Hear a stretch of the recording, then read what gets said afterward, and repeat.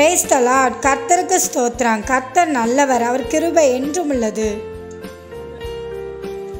இந்த நாளுக்காக எடுத்துக்கொள்ளப்பட்ட வாக்குத்தத்தம் என்னாகமம் 6வது அதிகாரம் 25வது வசனம்.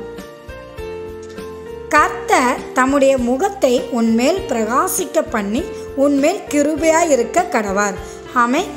கர்த்தருடைய வாக்குத்தத்தம் என்ன சொல்லுகிறது?